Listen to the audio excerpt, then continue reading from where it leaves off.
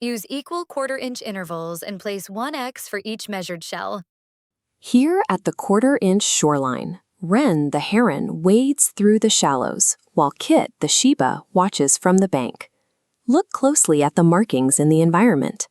The numbers and symbols are part of this landscape, carved into the very world Wren is exploring. By following Wren's movements, we can see how the physical objects she finds align with a specific measurable logic. Line the shell's end with the ruler 0. The far edge lands on the first quarter mark past 2. Read the length as 2 1/4. The shell is 2 1/4 inches long. Shells measure 2, 2 1/4, 2 1/4, 2 1/2, and 2 3/4 inches. How does the line plot show them? Mark an even scale from 2 to 3 by fourths. Place 1x above the matching mark for each shell.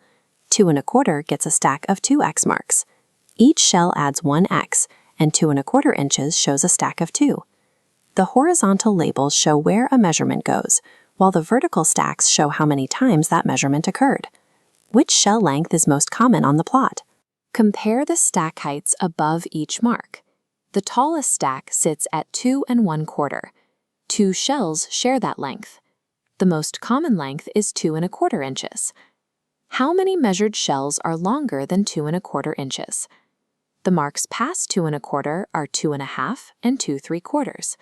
Each of those marks holds 1x. 1 plus 1 equals 2. 2 shells are longer than 2 1/4 inches. The labels show what each quantity means, and the animal's actions show how those quantities grow. The final mathematical notation simply records what we have seen here on the shore. Which label in the environment tells you the most important relationship, and how does Wren's movement prove it? Observing the physical world carefully makes the math that follows inevitable.